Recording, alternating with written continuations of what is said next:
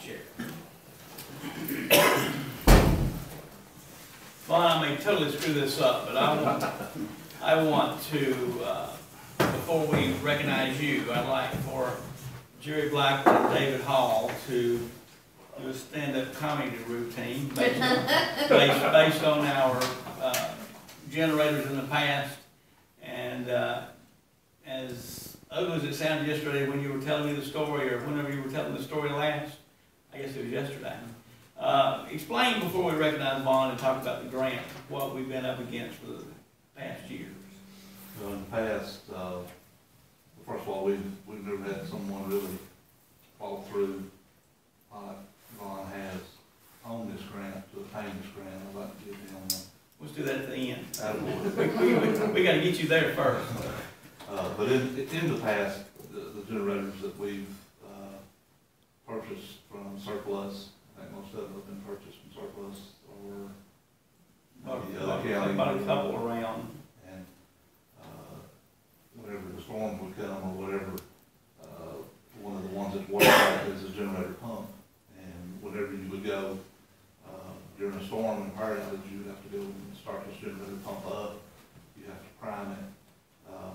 It's an old military generator pump, and you know it was very difficult to get started. Sometimes it seemed like it was always lightning or the wind blowing or something. So it was dependable, but it served its purpose. And Let me freeze frame right here and go back in history just a little bit and tell the council when you experienced at the water treatment plant especially a power outage with no backup source. Yes. Before the diesel pump and the old generator that we had. And we had no backup. Then we had a parking lot full. I think it was Hurricane Opal. Everybody was sitting in the parking lot at the water plant and wanted to know, various words when the water was going to come back on. Snowstorm of '93. That was just before me. Just before you, Jerry. Maybe just before you as well. When was it? Snowstorm of '93. Before me. Okay, stop. I'll have to tell the story. Snowstorm of '93. The storm came, blizzard, and I went down to the treatment plant that evening, and Ronnie Lawson at the time was our superintendent. He'd already abandoned the plant. It looked like a scene out of Dr. Zhivago. Everything was just frozen, and there was no power on anywhere in the city or county. And people started complaining and calling about no power. Then on the second or third day, they started complaining, well, actually sooner than that, they started complaining about water. And the stories were told many a time, which was worse, John, being out of power or being out of water. I can assure you, after the fourth day, it's water. Yes. So anyway, that was one of our first experiences. Back in those days, being elected to mayor and council was based on if you kept the water running during the most dire situations in the snowstorm. It just so happened the tornado of '94, the next year, we didn't get hit in the area in the city, but we did have quite a bit of water lost in the storm because of the meters being torn out of the ground during that time. But what we got is, well, we actually started working on our generators a little bit. Then I'll plug you and Jerry back in here. I found a couple of diesel pumps in that surplus, and we went down and picked those. We got 3 or 4 of them, and we took those, and we were actually able to pump water on several occasions when the power was out. People didn't know the power was out, but or knew the power was out, and they started calling about the water. I remember talking to Albert Hamrick one time, and especially after the snowstorm of '93, he was calling about the water, and he said, Mayor, he said, I'm just about out of water in my bathtub. And everyone, when the power would go off back in the '90s, people would start collecting water in their milk jugs and their bathtubs and anywhere else, and they were actually draining the system faster than we could keep up with it.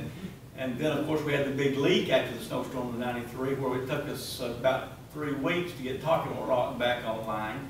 And it's actually the point where we were taking water out of the county system at the bargain barn and bringing it to Old Highway 5, just right past Philadelphia Road, which is the highest point in the county and part of Gilman County as far as Old Highway 5 was concerned. And we were actually pumping water into the fire hydrant. thank God we didn't have the internet at the time, because the phone calls that were going down, the rumors going around that we were taking water from Talking Rock and carrying it to the bargain barn for a fish-a-rama that they were having. But anyway, these were little situations that were happening during those times, and we were able to collect several generators. David, we got a couple to talk a little bit about the generator at the wastewater plant and the gas power. Yeah, one of them burned to the ground, that we got from surplus, one of them didn't survive, and the gentleman don't need burn up. But we've got one natural gas, 60 horsepower at the water plant now right now, but it won't run the pumps. So that's all we have to do is generator pump. And we've got a 100 horsepower propane at the wastewater plant that operates the wastewater plant right now. We've had a couple of issues with that, both of them, probably mid-90s. Plug in here in just a moment. You see some of these power lines pretty close to those same locations, but back in the 90s, when the wind would blow, the power would go out, especially the line going from on Ridgewood that goes from the rubber company over to the plant, which is not there any longer. But the trees, it would blow and it would short out, and we'd have to call Georgia Power, and they would come, and by the time they get us back online, we could watch the tanks drop. Every hour we get closer and closer to the bottom, and I don't think we ever did run out, but we got to the bottom where David looked at his head and said, "Didn't I know you, Mayor?" But those, what happened in 1997, and why we've not been in such a stressful mode, is because Georgia Power, at the time we were doing the downtown project, gave us a good boost in the fact that they rerouted the lines down to the raw water pump stations. And truly, when the people, the raw water pump stations would go out, and the citizens would know it as long as we didn't advertise it, and so they'd all start filling their bathtubs up. But when they ran that line down to the cove in Daytona 2001, I was getting ready to watch the race, and Greg Lovell, Officer Greg Lovell, Lieutenant and Captain, what was your rank, Greg? Sergeant. Sergeant, pulled up in my yard as I just got back to church, getting ready to watch the Daytona 500. He tells me we've had a tree down Cove Road.